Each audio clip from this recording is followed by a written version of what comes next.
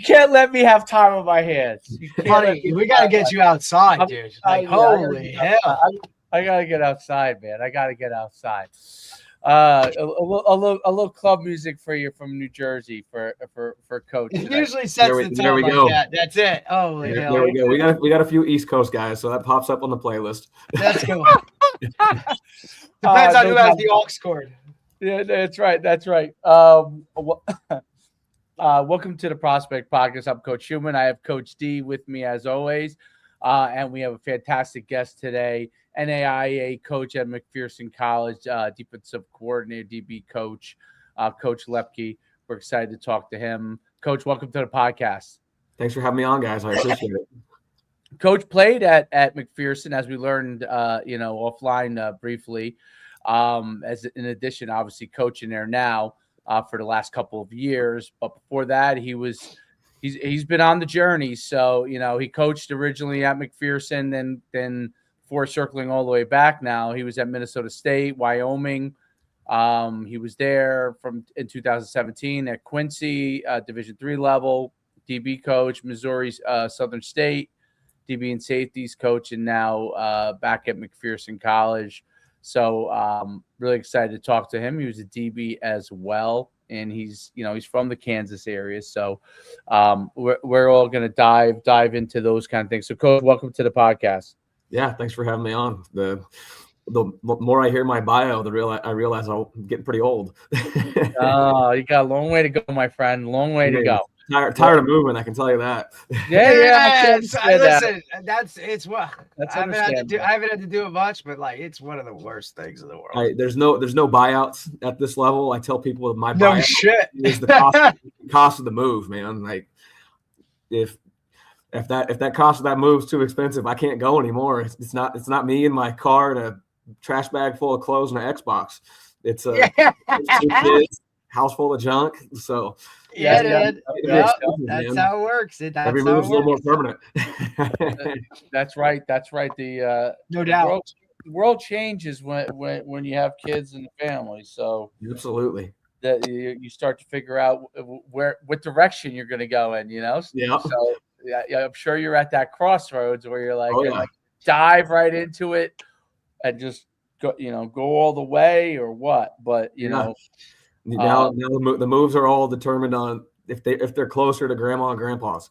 That's it. Like not trying to get too far out of the region. There's always a job that you never can say no to and whatnot. But quality of life for my family and I to keep kids close to grandma and grandpa. I can't get any closer to home than this.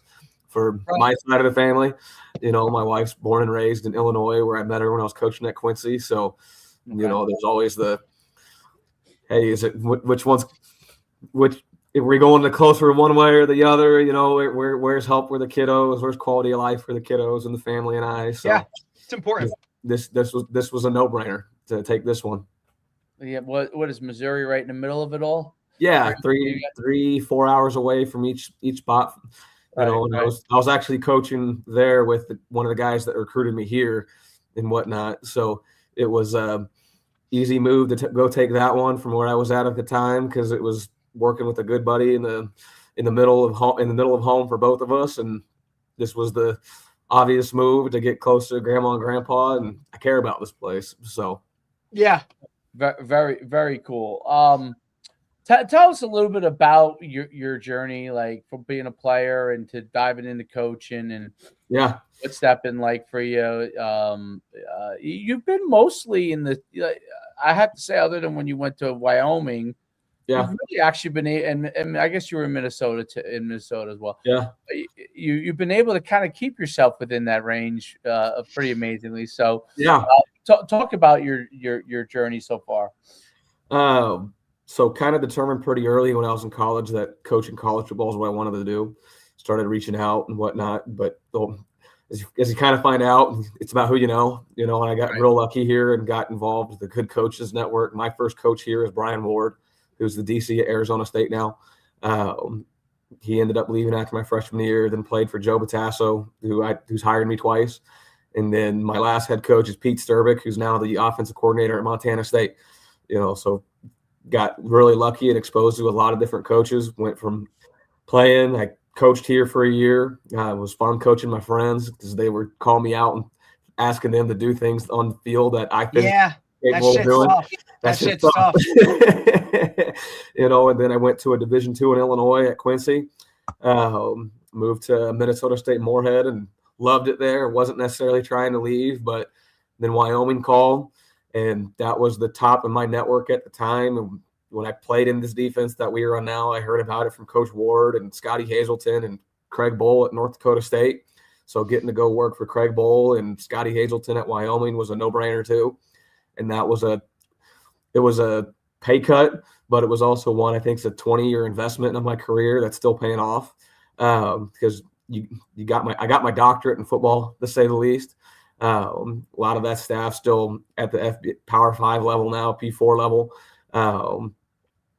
And getting to spend time with those guys, the sense of urgency they have is second to none. Went back to Quincy, then went to Missouri Southern, which is an MIAA, an elite Division II conference, and then finally got the opportunity to put my stamp on the defense and calling it here at McPherson College. Known Coach Fiskus for a long time. We actually didn't play together. We've just known each other for a while.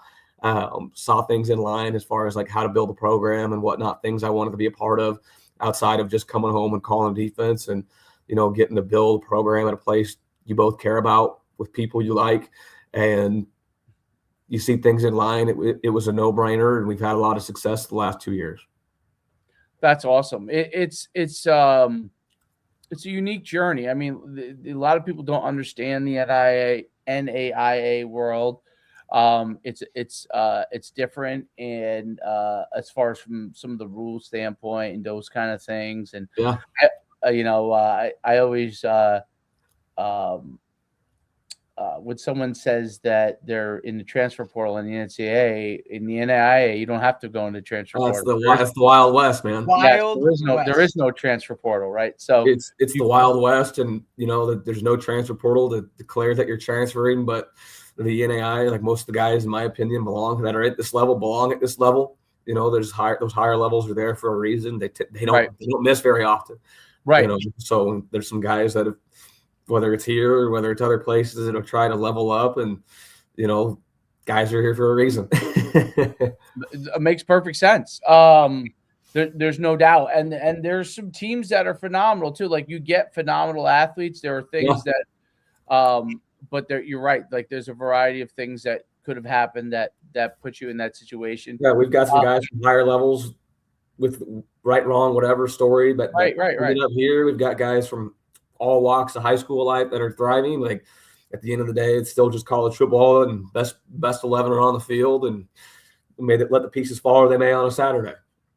Absolutely, and it's one of the things that to help people understand, like, some of the differences at the levels and what it all means, because there are kids that get off, at least over where we are in the Midwest, it's much more well known, right? That's where the bulk of the schools are. I guess there used to be some in California too. I don't know if there are. Yeah, it used to be Azusa Pacific, and they moved up to Division II. They dropped football. Now they're back in the Division III world. Okay. Well, JUCO really kind of is really big in Cali as well. Yeah, too, so that kind of kills a little bit of that. The primary college option there. And Kansas is unique in itself. It's got more, don't quote me on this, it has more college football per capita than anywhere else in the country. Really? I could see that. Because of the JUCO leagues and everything, right? Yeah, across all levels, I'm assuming, college right? League, there's two NAIA leagues, and there's 2 FBS schools. So there's like 18 to 22 different college football options. Look, man, you got two FBS with schools, 4 million people. It's crazy. Yeah. Like, and look, in Jersey, we have most densely populated state, and one Power 4 school, if you want to call it Power 4 school. That I'm not taking shots, but what Power 4 one FCS, but a lot of Division IIIs though. Bunch, probably, and then two JUCOs now. What's two JUCOs? Okay. What are 2 JUCOs? Sussex brought it back. Just brought it back, and then Salem Community is starting one now with the former head coach from Rowan, Jay Accorsi. Salem Community. Is that down by like That's down Salem County, and then it's more look. Philly? I would call it Philly, like a suburb. Oh, you know what I mean? Like they're Philly. so they'll look. The state's only 3 hours from the top to the bottom. You know what I'm saying? Right, but right, there's a right. lot of shit that happens in between. North and south are very different. But yeah. That's literally a new one that they rolled out probably like maybe a month ago. And that head coach who was at Rowan for a really long time, prominent D3, he's hitting the ground running with it. So, I mean, I've seen him at every clinic we've been to and all that kind of stuff. So, yeah, it just adds to, it's different. You know what I mean? Like I said, like we talked about a pre-show about where NAIA fits in. Yeah. It's also very different here. Like Lackawanna Junior College, which was like the hammer, they're moving to Division II, right? Yeah. So that's going out of the way. And then there's another school, another JUCO that's moving into actual NCAA world. So those are kind of like, going away, I guess. And everybody just wants to get into the NCAA, right? Like that's kind of the thing. So NAIA just it's a different mix. You know what I'm saying? Like there's 2 leagues within Kansas. Like I get asked, I think the first question I get asked every year is, do you guys offer scholarships? And yes, there's athletic scholarships and whatnot. Right. That's how much is subjective to the institution and whatnot. Every school has a different cap they're willing to put on things and whatnot. We have a school here that has set us up to be successful, which we're very, very thankful of. And as far as the quality, I've coached good Division II football, bad Division II football. I haven't had any Division III experience, but I put it somewhere in the middle of those two. There's some Division II teams that don't want to see us on their schedule. There's some playoff Division III teams I don't necessarily want to see on our schedule. Yeah, right. Yeah, no doubt. Good. It's good football. And like I said, we have a school that sets us up to be successful and whatnot with some resources, financial resources, some resources here to take care of our guys. And then our roster's 150-ish, give or take a little bit. We carry. Are there limits, or do you have roster limits, Coach? I mean, no, we don't have roster limits. We could make that thing as big as we wanted to, right? But we try to keep it around 150. I mean, it takes an army to get through a college football season. I guess maybe I was going to say my question should have been like, does the league itself put parameters on it? Like, and no. I know it's different because I know here, and I'll compare it to like where I played at Montclair State, the NJAC, like they have a roster cap of 105. Like you can only bring 105 to camp. And that was before even the Power Fours started limiting, you know, their roster sizes. Like it just had always been kind of a league rule. It might actually be 120 at this point, but it was 105 when I was there. And, that's a while ago, but yeah, they limited it. But like, you're going against teams like, Mount Union, who brings in 200, right? Yeah. Like, I think there's some teams around in the area that'll bring over 200 people to camp and whatnot. We keep it around 150, and during camp we actually break it into 2 practices. It's a long day for the coaches. The kids don't know any different. Essentially, you got the 3 deep practice, like the guys that have been here for 2-3 years, the ones you're counting on and whatnot, and a couple young guys may sneak into that first practice that are physically ready to play and whatnot, and then you kind of have the newcomer practice and the not quite ready sophomores, guys that need a simpler install. I mean, you don't get anybody young over the summer. You get them to fall camp in August, and you can pare down the install and bring them along the right way, and they get the exact same amount of reps. You're not looking at a depth chart for a practice of 8 guys in front of you. You're looking at a practice of 3 guys at each position where everybody's getting the same amount of reps. Everyone's getting coached equally between those 2 practices. And if someone dominates that second practice, the depth chart, they can move up in a hurry, and that's happened for us every single year.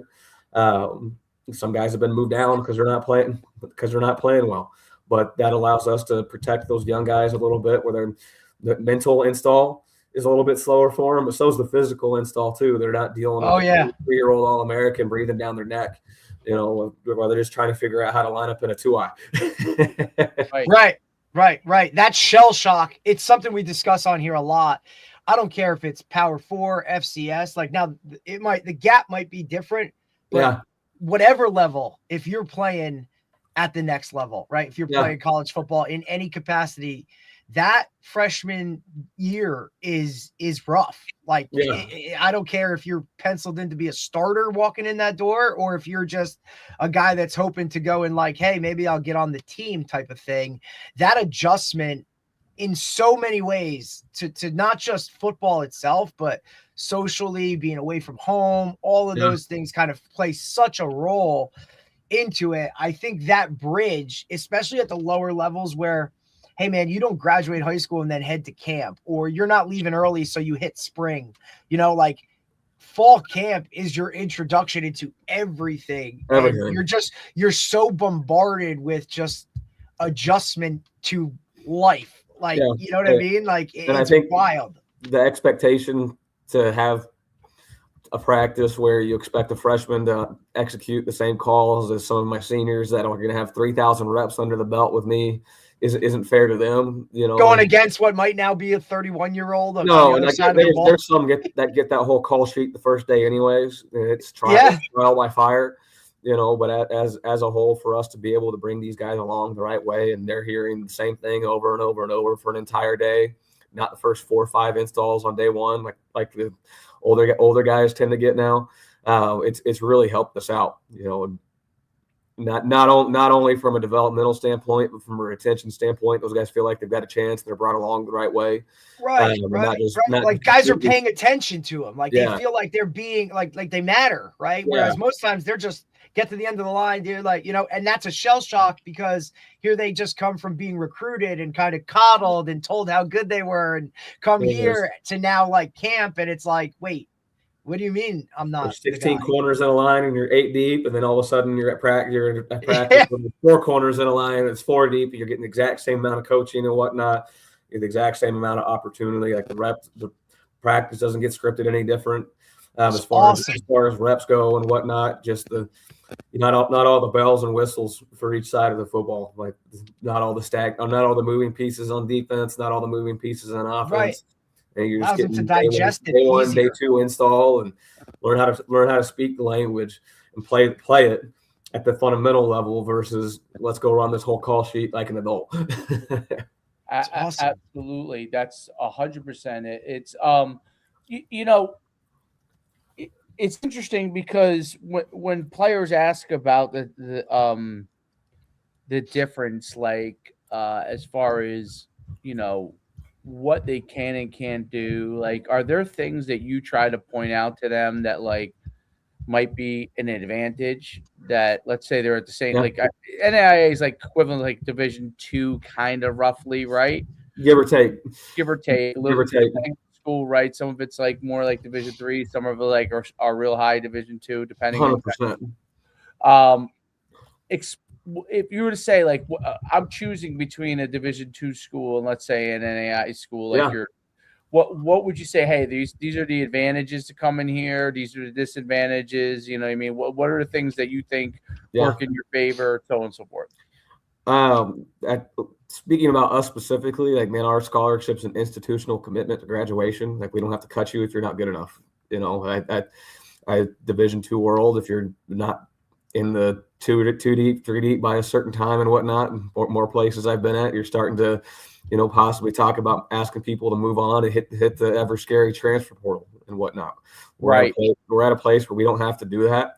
And that's nice, but you're also protected for your academic career too. If you don't pan out like we think you can athletically, we're not held to the fire of having to find someone who can do it, like, because we're going to be allowed to do that every year anyways, but we don't have to tell that person we're cutting your scholarship because you're not the 2 deep, you're too expensive to have on the roster at this percentage and whatnot, and not playing. So we're going to ask you to move on or take a reduction. We don't have to do that, And so when I say it's the last line of developmental football, that's a academic development, that's a physical development, and sometimes it takes guys 2-3 years to be ready to play, especially as a developed program like this. Well, if you're not in the 2 deep at certain places now, at the end of your third semester, they ask you to move on. They might ask you to move on by the end of that spring now at the Division II level, because there's more guys out there needing homes that they have a chance to improve their roster than there are roster spots. We take our handful of transfers every year, but we're going to be a high school developmental program first.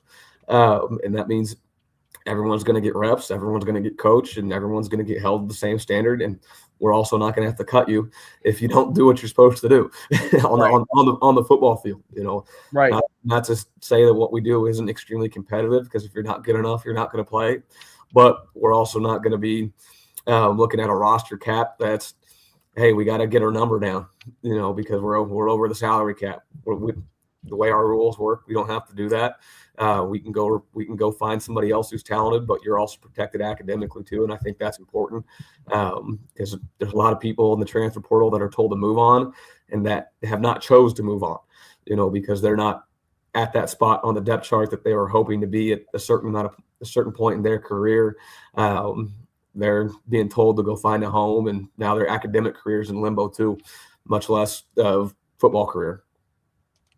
Absolutely. And I think that's a big point, that people don't realize, that they could end up being gone if they're not in that too deep, because they don't need to renew your scholarship or give you any aid or keep you even on the team, right? Yeah. Where you have that opportunity, you can keep working. Do you guys play only a varsity schedule with such only a varsity schedule? That's where it's similar to NCAA. If you play a JV game, it counts towards your eligibility and whatnot. So also, we're small staffed. I don't want to lose my coaches for a JV game on a Tuesday when we got a game. Right. That makes sense. Makes sense. Let's save our eligibility for the thing that matters, and let's work ourselves into that plan. You talked about defensively, like you came up in a certain system. Yeah. Talk about the system that you run, and it's kind of one of the things that you talked about earlier, that you really continue to want to evolve and learn in that system. Talk about that and what you're kind of running, what your emphasis is. Yeah, I mean, it's 4-2-5, 4-3, quarter half. I mean, cover 3, quarter half. I mean, it's as simple as zone eyes can get. Play man when we want to play man. But I grew up in this defense when it was the NFL Tampa 2, and right. now it's from the Monty Kiffin tree and whatnot, and now it's kind of more cover 3 than anything, which is fine with me. Put a post safety in the middle of the field, and let's make the quarterback throw the ball outside the hashes, because everyone's day one install these days, go straight to post dig and get to the quarters beater. Right. So let's, no doubt. I think putting someone in the middle of the field, playing with your eyes, and getting 2-on-1 tackle opportunities, 3-on-1 tackle opportunities is important. It gave a guy like me a chance to play, because I'm not athletic and I couldn't tackle in space. But I could go play with my eyes and get where I was supposed to be, and tackle with help. And we've had a lot of success because we don't give up a lot of explosives, which is the goal. We're extremely aggressive in how we play our front. We move all over the place, and it's really easy cover 3. It's really easy quarter half. We day 1 and day 2 install is never very far off of 1 and 2 on the call sheet. We're gonna never play a defense of the week. We're going to do what we do really well, tweak it for the game plan, and be hyper efficient at it. Make offenses bleed out that call sheet, and have a day attacking the ball in the air. That makes a ton of sense. What was it about the 4-2-5 that attracted you to it? And it mostly started when I was playing here as a true 4-3 personnel, and then learning then as I got to Wyoming, understanding the nuances of some of the travel rules and how this operates and whatnot, and using the different bodies. Man, just good football players in space. And keep the backers towards the box, and kind of find the swing backer, nickel, backer DB, nickel guy, and that can go win the screen game on the perimeter and whatnot. But it's also athletic enough to go get sticky and man when he has to, and not be a liability is important for us. But the adjustments are super simple. There's a lot of same as teaching in there for me. Right. The nickel and the strong safety are the same on one thing. The nickel and the will are the same on the other. So it's also creates the developmental of, hey, you start on the roof and you may grow into a nickel, and then year 4 you may grow into a backer. But it's all same as teaching. It's just flip to the other side of the field now. So there's never a wholesale hey, I want to run cover 4 this Right. week, and we haven't done it. Like the guys have kind of figured us out. There's certain questions they got to come in and ask on a Tuesday game plan meeting of, hey, what's our adjustments in our top 2 coverages this week? How are we playing it and why? And then they can go out and own those few wrinkles versus 11 guys having to learn a brand new call and a brand new scheme, That makes a ton of sense. When you go as far as player rotations, do you utilize a lot of player rotations, or do you have a main group? We play a ton of guys. Okay. We play a ton of guys. One, if you're going to play your best football in November, your best football players have got to be healthy in November. Right. Guys only have certain amount of tread on the tires, and 2, if all of a sudden someone gets dinged up, the next one better be as good, and you can't get, the only way you get better at playing football is by playing football. So as you go throughout the season, there's some give and take with what that rep count actually looks like. But I think when we said as a defensive staff on Friday, I try to hammer out the rep count so those guys know it going into Friday's practice, and they can practice that rotation too. Whether it's, hey, that's important. You 2 are 4-4, and except for these 2 are 5-2, he can play his 2 unless they're third down and low red zone because this one needs to be in the game. Like these 2 aren't allowed to play together because these 2 don't talk. Shit. Like you gotta have an adult in the back end to carry their side of the communication a little bit sometimes. I had been there. I'll tell you that. Been weren't allowed to play together in 2024 because if they had a senior in with them, they were okay and could handle the communication. If they were in, they kind of looked at each other and couldn't figure it out. So hey, their rotation was opposite series. But help us build a lot of quality depth and keep guys healthy. And if you can spare a couple guys a series a quarter, and then by week 4 you've almost saved them the whole game. Like your football team's just healthier as the season goes on. Their legs are fresh and whatnot. I mean, my first year at Missouri Southern, we played 15 guys. We weren't very good on defense, and you get to the field about week 8. We had held it together, and then you can just see the juice was gone, the burst wasn't there anymore, the energy was gone, like the lethargicness of the season that caught up to them just because the physical wear and tear, the emotional wear and tear, it's a lot, So the more guys you can play, the healthier you stay and the better you're going to be long term.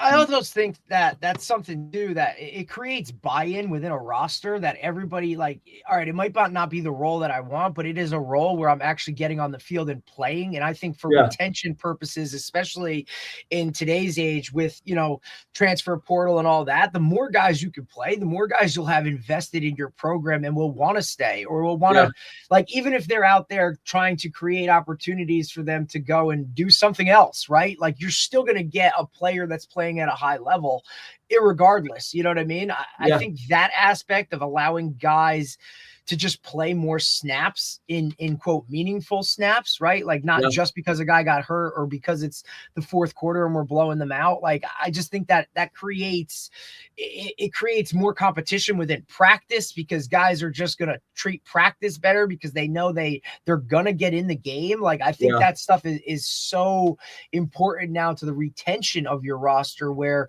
we've seen college football and just, that next level of football go so much more into just continuously recruiting your roster or your room of, this guy's not playing why. And, like guys, just the opportunities for them to just up and go are there. So you got to create some foundation for why they need to stay here or why they want to be a part of this. And, playing time's a big deal.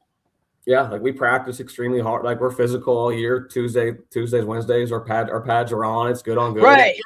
You can also approach practice without a sense of fear of like, if we lose this guy, we're screwed. So you know what? Like now we can actually. The next man up mentality is real. You know, and I would rather those guys know the rotation and be a little mad at me on Friday than be really disappointed and mad on Sunday that they didn't play. At least they didn't play as much. Like they know there's a plan for them, whether they like it or not. And so there's some weeks that rotation is a little more balanced out. There's some weeks like, hey, it's 6-2 if I reserve the right to fire somebody to get the job done. Right. Like there's certain weeks that rotation's 4 or 5 guys at certain spots. There's certain weeks that rotation's 3 guys at certain spots because it's got to get shortened for a reason because this one can't come out the game very much, That makes a ton of sense. It's important to make sure you have that the ability to do that with your players. What is the with like tackling and stuff? How do you guys approach your practices? You talked a lot about obviously trying to keep your best players healthy and how do you approach tackling? What are some of the things that you do? What are some things you don't believe in from that standpoint? We're a sprint tackle team. Like we don't talk about coming to balance very often, if at all. So mostly about owning your leverage and playing full speed through your leverage is the most important thing for us. Like our guys need a little full speed contact, good on good during the week, whether it's a likewise scheme or not. But they need to see the All-American center block back on the nose, and feeling that speed is just as important as anything else for us. The actual act of tackling and whatnot, that's done by leverage more so than anything. Like they'll get their tackling work in individual, whether it's on the bags or whether it's tackling a scout and whatnot. But as far as like tackling during the season and whatnot, man, get the guys to Saturday. There's more injuries that happen in practice tackling in our opinion than Saturdays because guys aren't necessarily full speed all the time. Like or it's just a scout issue. One body getting rolled up in a certain situation. I mean, that could happen on Saturday just as easily. But when you get these guys trained on how to practice efficiently, how to stay up and whatnot, and how to own their leverage, like we haven't had a whole lot of tackling issues since I've been here. Some issues, some guys turning their shoulder because they're getting dinged up as the season goes on. And they're not bringing their inside foot up like they're supposed to. Yeah, that is what it is. I got to find somebody else who can go get the job done at that point. Right. Absolutely. Do you utilize stuff like rugby tackling involved? Do you use multiple different types of styles of tackling that you're trying to teach? I mean, based on where the leverage is, I think tells you what type of tackling you need to use. If I'm in the box, I'm a profile rugby, eyes to the thighs, tackle and whatnot. If I got someone not looking at me in space, why would I ever come to balance? Like run through the near hip, roll, gator tackle and roll and whatnot. I think, and we practice a leverage drill full speed every day with the offense too. Again, it's all and emphasizing where the finish is on the pad level and whatnot, understanding where your help is. Again, just being full speed and training your pads to be down to the point of contact is the most important thing you can do. And if you have to work on the actual aspect of wrapping up, well, there's ways to simulate that, like with the tackle sled, with the step over gator roll, and understanding how to work that mechanic of using your levers, pulling things to your chest, and rolling back towards the line of scrimmage, where you can simulate those things without necessarily putting someone in that compromising position. And again, if it happens on a Saturday, it happens on a Saturday. Cool. Makes sense.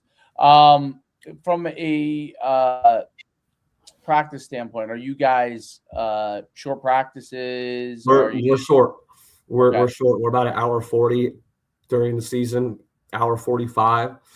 Football is supposed to be fun. When I speak of NAIA changes, when I started playing here in 2009, we had 3 days. Yeah, and those were all long practices. And you had a 2-hour practice in the morning, hour special teams practice in the afternoon, 2-hour practice at night. That was not fun, But like our practices are about an hour 40. Short walkthrough beforehand. If not beforehand, that walkthrough is a part of practice where it's up tempo, guys moving around, flipping all over the field to make sure we're communicating and running. Get your indie work in, and then let's get to playing football. Let's not just sit and grind and bang on each other.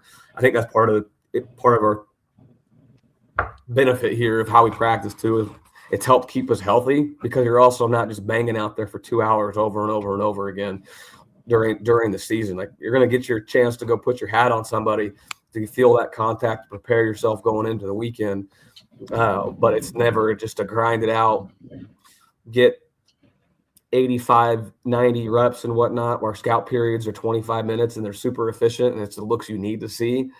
Our guys don't need to see inside zone over and over and over again.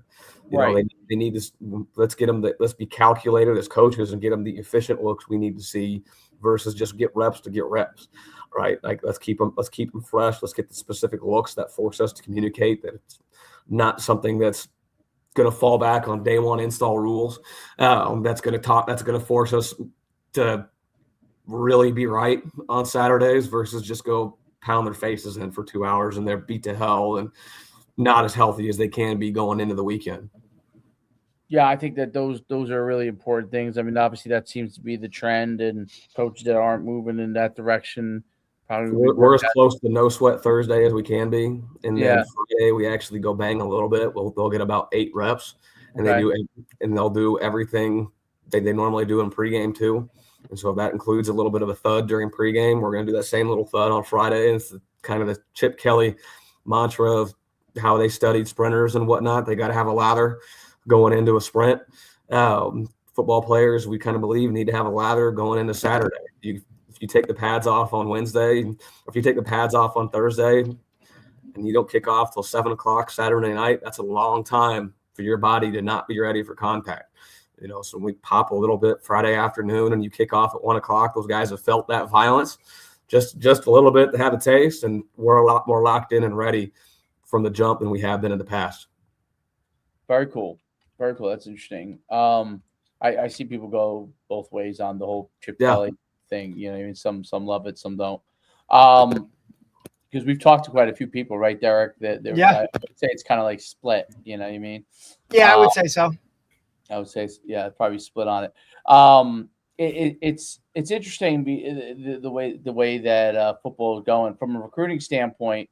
What are some of the key elements for you that are important when you're trying to find players? I'm guessing you're pretty able to be pretty heavy in the high school realm because of the situation you guys are. Talk a little bit about that. Yeah, for us, everything starts with filling out the questionnaire to get put in our system. And we operate with a large roster. It takes a large quantity of data to fill that roster, because I want guys – I can go evaluate everybody, and the first guys I want are probably Division II football players when you start watching junior film going into senior year and whatnot. So for us, efficiency by getting into the system versus me just watching huddle tapes randomly and whatnot. I bet personally for the class of 2026, I evaluated 5,000 to 7,000 defensive backs. But then 2, the academic profile. It's cliche, but it's always true. Like if guys don't meet our certain GPA requirement, the tape doesn't even get turned on. So if guys fill out the questionnaire and their GPA falls below it, we don't evaluate it because our system filters it out for us. And then we only watch guys that meet the academic requirement that we feel is a baseline of, hey, this person has shown a commitment to hard work, not necessarily that they're a high-level student, but they've shown a commitment of doing things right well enough that they can come to a structured environment and succeed. We've been proven right, we've been proven wrong, but our model has gotten to be really efficient, and the academic fits matter because of those guys that, 1, are smart and do the things they're supposed to do and whatnot, and 2, the guys that aren't quite as book smart but are willing to take discipline to be structured and whatnot have fit with that academic requirement, and it's helped our retention. We've got 120 guys going through spring ball right now because we don't have as much academic follow-up as we've had in the past. Like our guys take care of business, be where they're supposed to be, when they're supposed to be there, and that's because for the most part they've been good students coming in. Very cool. It's interesting that you're able to focus on high school guys and you're able to do that. Do you think the larger roster allows you to do more with your group? Is it harder because you say you have a smaller, your staff isn't that big, right? We're staff of 7. That's a lot for 7. Yeah, it's a lot, but also it's really helped that the culture is extremely well thought out here. Right. Our locker room's really established. There's not a lot of new figuring it out anymore. As far as efficiency goes, there's some times where you wish you had a little more help. I think everyone does. Right. Of course. But anything that happens in the practice that's good on good for the guys that are in the plan, the guys that aren't a part of the plan are on the other side of the field with student coaches doing the exact same thing. and whatnot. Like they get the exact same script, offense, defense, and whatnot. So there's never guys just standing around at all with us. And that's helped. Again, it's helped with our retention because everyone's practicing all the time. And two, okay, those guys don't feel like they're just cast off standing aside of just, why am I here? I just stand here until scout team. Well, no, or you're getting filmed too, you're getting evaluated too, and whatnot. We peek at it all. Those guys go get the exact same reps in coaching, and the student assistants who are no different than me, they walk down and go, hey, you need to take a look at so-and-so. He's doing really, really well. Or coach, every time so-and-so complains, he goes down there and can't execute day one install. It's hilarious, right? Like he needs to figure it out. Right. The feedback still is real. When we take everything into consideration, what those student assistants say that are monitoring the guys that aren't the 1, 2, 3 deep, getting those good on good reps. Some of those guys have got called up mid-series because someone's got down and they got to figure it out. Right. No doubt. Interesting.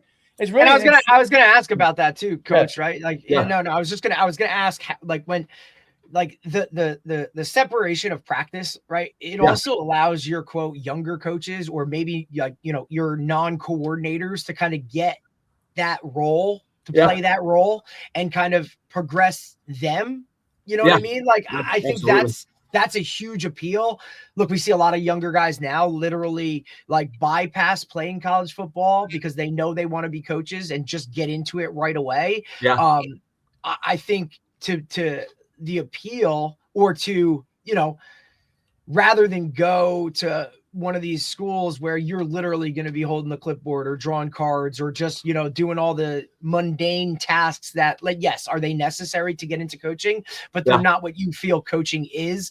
To go to a school where you're going to have some hands-on and actually get to really, really coach like your own room, or, call some stuff within a practice setting and all those kind of things itself, I think is a huge appeal.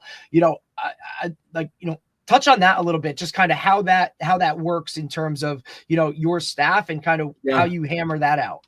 I mean, I think part of my job as getting to be an older coach now is to help develop coaches. Like if you're not, coaching coaches is real. You always have to make sure people are getting better. And if you are allowing yourself to, do it all, you don't have good enough people underneath you to take some things off your plate. Like coaches. Right. Coaches are always I'm an extension of the head coach, and the guys in their position rooms have to be an extension of me, from a cultural standpoint, from a schematical standpoint. And if I don't allow them and help them do their job at a high level, what am I here for?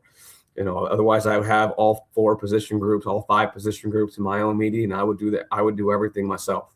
So the more I can put on those guys' plate and give them power to do some things and recall some things their own way, it helps me understand how they think just as much as anything too. I've seen our linebackers coach put calls on a script before for a section of practice that he's in charge of for our inside run period on scout and whatnot. And I look at it and go, why did you call this? And it's helped us add some certain things to a game plan that I hadn't quite wrapped my mind around yet. Yeah. You have to use your people. And that means you have to let your people make their own mistakes at times too. And not chastise and scream at them and whatnot. Like, all right, we made this mistake. Let's make it together and let's get on from it. Because nothing bad happens on game day. We all got to get better. But 2, okay, let's correct it now. Okay, talk about why that happened and what was the thought behind it versus just losing my mind on something. There's as passionate as we all are. Like it takes a lot to really set me off. And hey, we all make mistakes. Let's figure out how to make it better. No, great point. I was always curious about, and you may, if you don't know anything about it, you could certainly, just tell me.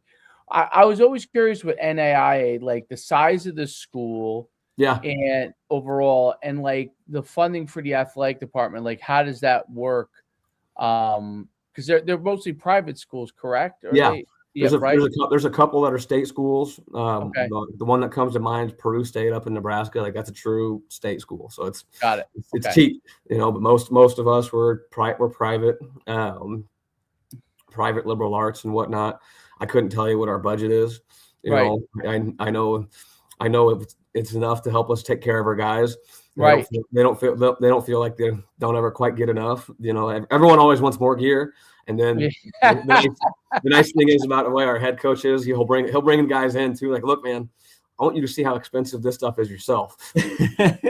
Right. If I get you this, it costs you this, right? I can get you these 3 things, or I can get you this one thing, right? Where honestly, it helps some of those guys understand like what it takes to take care of this roster. Right. Like our school is 800-ish people, give or take. So we take up a huge percentage of the student population. Are athletes a large part of the population? Yeah. Okay. Yeah, athletes are a large part of it. And this is the only school in the country where you can get a 4-year auto restoration degree. Jay Leno is a sponsor of that auto restoration program here, which is actually pretty cool. You can't do athletics and AR anymore. Too much of they're both too intensive. Okay. But it's just one of the unique draws our school has that is helping us thrive, to be honest with you. But the nice thing is, with us controlling a huge percentage of the student population, we tell our guys they set the thermostat on campus too. Like if they want the campus to be nice, they will take care of it. If they want people to be respectful, they will be respectful, right? Like they are the ones who ultimately set the temperature for everybody, because any given time in this county, we are the largest body. That's when we are all together, we are the largest organization in McPherson County. Right.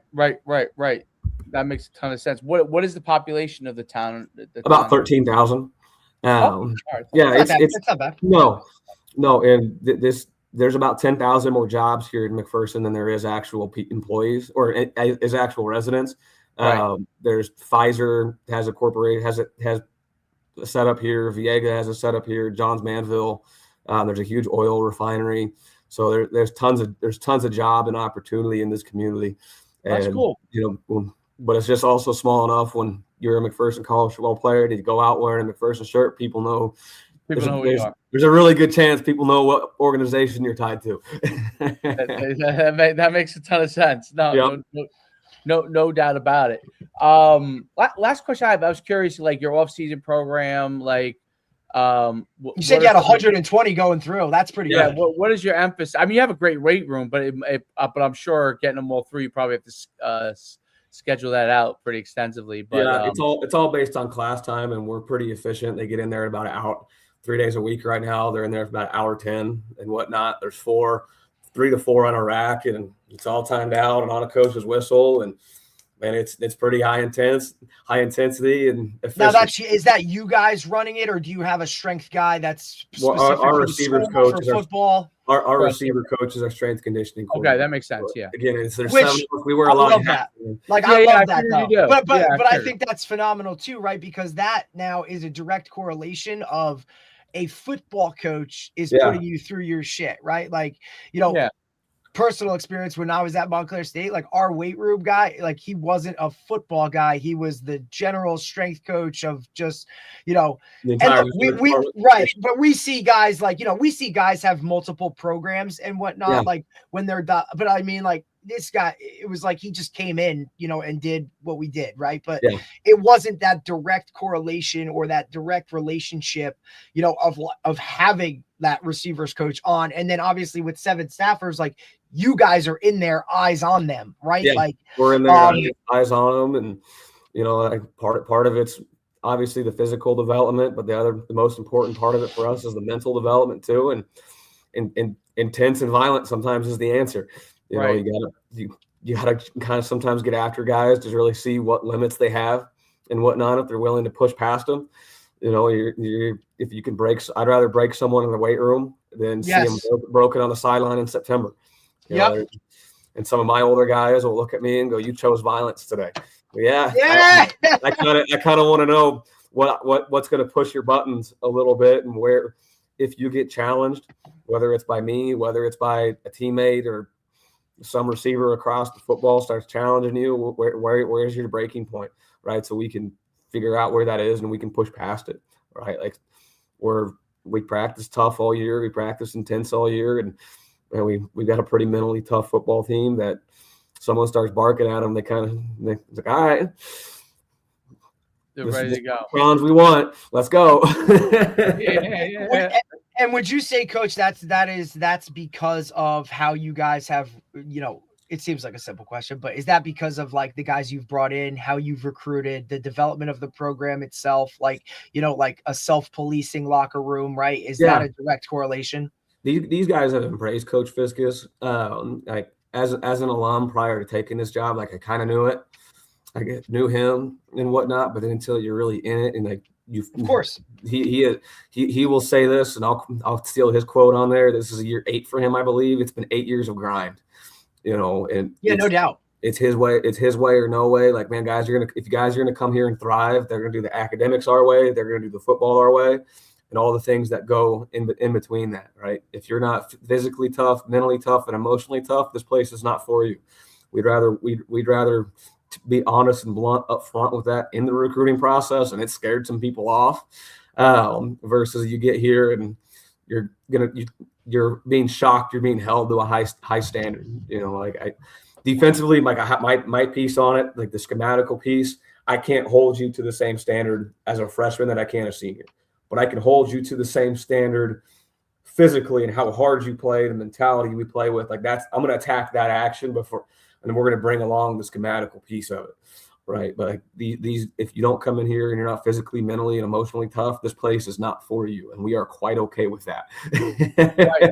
We're not trying to raise Boy Scouts. We want them to be physically and mentally tough, and sometimes that means you just got to go whoop somebody's ass. Yeah. No, and I think, and by pushing that and being upfront and communicating that from the jump, it just adds, you know what I mean? It takes away from issues in the back end, right? Because a lot of guys want to pretend something is a certain way just to get a guy there, and then ultimately it doesn't work out anyway. So why bullshit that in the front end, right? Like, here's what it is. Here's what you're going to be expected to do. Here's the process of how we do things on and off the field. And like, look, you might want to think it's not true and we're not going to hold you to it, but we are, right? So here's what it is. And I think that surprise you. This is real mom and dad, like 100%. This is a mom and dad decision too at small schools. Like, mom and dad better know exactly what you're getting into, right? Because if they're writing checks, they better know, and they better be on board, because I'm not having mom call me asking why Johnny's not playing. Right. If that happens, Johnny's going to pay the price. I love that. This is cliche. And I had a coach I worked with use this in the past too, and it's cliche, but it's one that's kind of real. Recruiting and choosing a school is like going to McDonald's. You're not going to like going to McDonald's every day, but you know exactly what you're getting.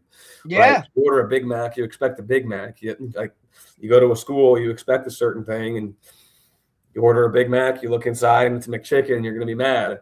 Like, if all you do is have the fun Instagram pictures and you see all the flashy stuff, coaches don't tell you anything how it is, and all of a sudden day one you're getting your ass chewed because you're not running the football. You're looking in that bag going, that's a McChicken. Right. That's not what the coach said it was going to be like on my visit. Right. I'd rather weed that out as much as I can beforehand. Not to say that you still don't, but I think you can always kind of see it in the body language in our recruiting talks and whatnot. You can see some parents and kids really lean in, go, yeah, I'm about this, and you can see some really kind of step back and go, whoa, this isn't what I thought this was. Right. That's okay. Yeah, well, that's an important thing in the recruiting process. But you're right. I mean, when you're going to an NAIA school, like you have to figure out what it is that you want to get out of that program, and so you're not rolling into Alabama, so you have to understand that there are things. Do you want to play? Like, that's a big thing. Like, do you really want to play the game, play what's the important it gives to you or it takes from you, and, and to get something out of football, you have to give everything to football, and like, doesn't matter whether, like you said, if it's Alabama or here, like, this is college football. The expectation I have for my coaching career, because is this where I envisioned myself when I said I was going to be a college football coach? No.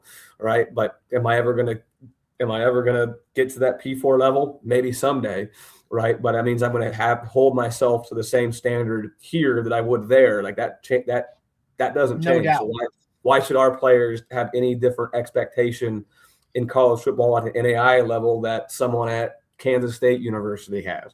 Like if they want to play college football, let's play college football, right? Like let's do all the things it takes to win. Let's do all the things it takes to get good at what we do. Let's coach. And I also feel like you're have a good locker room and a good culture. You'd be doing your players and parents a disservice by doing that, right? Like, you're coming to an NAIA. Like, no, bullshit, man. Like, you're coming to play college football. Yeah. And guess what? Like, all right, we're not Alabama. We're not a TV school, I call them, right? Like you're not the primetime game on CBS, but guess what, man? We're still going to hold you and you're still a college football player, and there's a standard, and they need to be praised that you're already on a different level, because look at your high school team, man. How many of those guys are doing what you're doing right now, or even in this recruiting process? Yeah. Absolutely. So take this thing and run with it. I played small 1A football in Kansas, and man, I might have been the only college football player on the field on both sides for 3 years in either direction, and then all of a sudden you show up here, there's 22 college football players on the field. And damn right. One of them's an FBS bounce back, the other one's Mitch Leppke. Well, that's I always reference that too, Coach, right? Because I started at an FCS at Sacred Heart, right, and then I went to Division III Montclair State, but I always reference that. Look, I played with a lot of guys at Montclair State, a Division III, that would have dominated at Sacred Heart, or were just better than Sacred Heart. So you never know somebody's situation. My head coach uses, like, you never know somebody's invisible backpack of what they got going on, or how like their track to where they are. But everybody's where they're at for a reason. You know what I mean? And then I think you just pigeonhole guys because they're at this level, or it's not an ability thing, right? For the most part, it might be, but like that might have something to do with it. But there's always a lot more that goes into why guys are the way they are. But that doesn't mean I should treat you any different. You're still a college football player. You still deserve the respect. You're still working your ass off, like if not even more so at that level, because you're not getting the bells and whistles, right? Like you're getting one t-shirt and maybe a pair of shorts, buddy. Like when people watch our tape, I don't want them to see level. I want them to see good football. Damn right. Us run the scheme well. I want us to see a group that plays extremely hard. And if you flip on that film, I hope that's what people see, because if someone's going to ever hire me to do the job at a higher level someday, it's going to be because we were really good here. Right. Your players were doing the right way. And try to defend bad tape and dealing coaches, NAIA guys, you just weren't very good. Like your tape should speak for itself. Right. No doubt.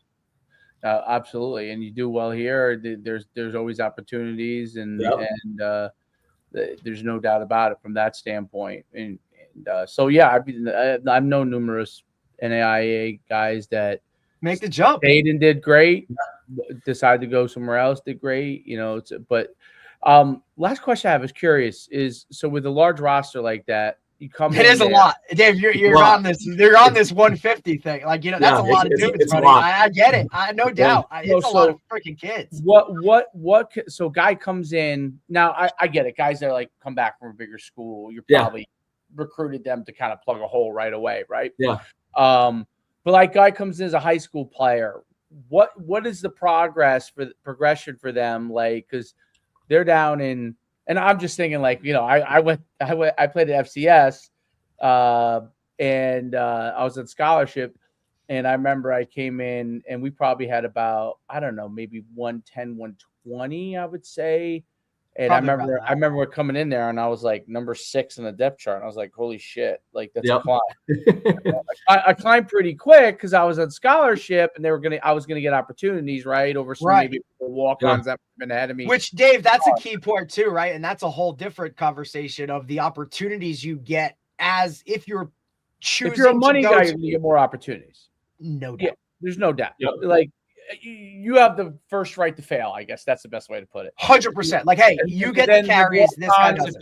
They show, like, I was just looking at some of your stats. Like, you have guys, variety of different sizes, doing great things. Like guys that you might say are undersized, like balling. You know what I mean? And then you have guys that are what you would say is the regular size of like a bigger time prospect, not playing as much, right? So it's about like their performance, right? So, but like, what is that progression looking? So like, you know, for players to understand, like, hey, I come in, you know, I'm coming in, I'm working hard. Like, what?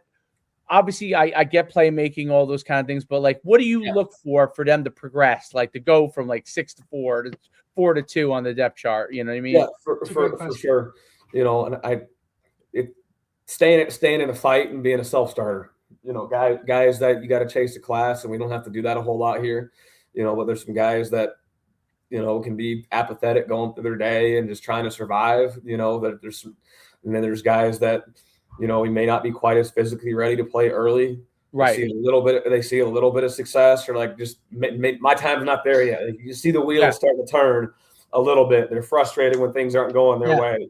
You know, what do you mean I'm not ready? The passion's there and whatnot. They're engaged in game plan meetings. They're still taking notes and asking me questions. Like, you don't got to seek out conversation with them. They come in to chat me up and whatnot. Like, there's just like the lights flashing for them. Like, they're trying to be engaged. They're trying to be here. They're taking notes and whatnot. Some of those guys will find themselves playing 2 games so they can still redshirt. You know, and some of the is that what it is? Is it how many games is it for you guys? 2 so they can play 2 NAIA. Yeah. And what defines playing? A snap. Which doesn't that suck? You're like, dude, like, oh shit, you know, like it was some guys, one play. Had a couple guys play 2 games this year that they stayed in a fight, you know, and had gotten dinged up and then found themselves on the special teams depth chart as a 2. You know, all of a sudden they steal a rep on punt return. Or like a guy that keeps their red shirt on the entire season and whatnot. You ask them to change their body. Like, hey, here's what I need to see when we kind of come back in January. And then all of a sudden the guy that you asked to lose 15 pounds has lost 15 pounds and looks like a different cat. You know, and then there's some guys that put on a bunch of weight during the season, doing it the right way, go home, don't do anything, and they lose it all. You're like, guy, we're starting at ground zero again. What are we doing? Doing it the right way, Coach. I love how you snuck that one in there. Why are we going home and losing all that weight when you just worked so hard to put it all back on? Right. I was like, you look like a guy who did nothing over break versus the guy that, you know, comes back in and attacks the weight room right away, and other guys that self-starter struggle to get themselves going again, you know. So like just seeing guys like start to believe in the process for me, and not just survive it. That's the most important thing. If you're going to be here again, be here. Like, let's be all in. The guys that don't just be a placeholder, right? Like, you know, those guys that just like, I got to go to the weight room, right? Yeah. Or like, hey, just make sure you like, Coach, I'm here. Like one of our offensive linemen has a great term for those guys. He calls them NPCs, non-playable NPCs. Yeah, like. What is it? Non-playable character. Non-playable characters. It's like when you're playing video games and that's the guy in the sideline you run over. You know what I mean? Like there's been some guys that like they'll say something in the group chat and he'll be like, "You're an NPC, man. Like do something before you start." Like right. You want to look, and there's a lot of those guys. Value. Like not even play, but just do anything of value for this program before you start spouting off in here, you NPC. I love that. I love that. I do too. Coach, it's funny you bring it up too, because like at the high school level, right? Like you have a ton of those guys that I want to play college football and I want to, you know, I'm going to be this. Maybe they had a little bit of success as a sophomore or a junior, right? And they talk about it, but then when it comes to, you know, all right, now you got to put the work in, and they're the guy in the weight room where you're like, hey, did you do the warm up? Like, hey, I just watched you. You didn't do 10 reps, right? Like they're the guys you're always pushing. And then it's like, man, like, don't just talk about it. You got to be about it. And if you really want to do this, you got to like every aspect of your life has to revolve around this. And it's not just when I'm watching, right? Yeah. Like I got to see, like, what are you doing in school? How are you handling yourself like outside of the weight room or practice and all those things, right? Because this game at the next level, it's so much more about all of those things than it is just your physical performance. The logo never comes off. Like you're always a McPherson college football player. Like I'm always a McPherson college coach. If I go to the bar and make an ass of myself, that looks bad at all. That looks bad. Damn right. These guys go out in town and make an ass ass of us. It looks bad on all of us. And it says McPherson college football player before it says my name. I'm going to be tied to the organization before it's going to say my name on anything bad I do. And our guys are the same. And some of these guys with Coach Fit have been here with Coach Fiskus longer than me, and they've helped raise this program back to where we all want it to be, and they refuse to let it settle. And man, if you mess up, there's a price to pay, and some of these guys revel in making them pay the price because they've done it themselves. Right. But I think that's a huge piece to it too. Is like there's got to be consequences for certain things, right? And it doesn't have to, it's not the end all be all, because we all understand that guys make mistakes. But when you're like a repeat offender, or you're just that like bucket dipper where you're always so like negative or whatever, like that shit ruins a locker room real fast. And especially with we've discussed it like on end about with the transfer portal and bringing in certain people, like it's got to be the right fit, not only like player wise and like schematically X's and O's, but like man, you bring the wrong guy into a locker room now on like a 1-year deal, like dude, like you could set that program back for years, man. Like everything in our program has a price, and the guys kind of know what the price is if they miss a class or whatever and whatnot, which is awesome. And they for the most part handle the punishment themselves. It's God, that's awesome. Really nice when you can just put in the group chat, hey, so and so missed class, and there's just guys like chomping at the bit to go, Coach, we got it. 100%. Like player led. The player led aspects of it's very, very real. Coaches can't always be the bad guy, and it's a whole hell of a lot different when it's your best friend holding you accountable. Damn right. And the guy I see walking the dorms every day, compared to Coach Leppke's just a grump. He's old. He's living vicariously through us. No, I'm just trying to make sure we can do a good job, and I can continue to be the coach here at McPherson.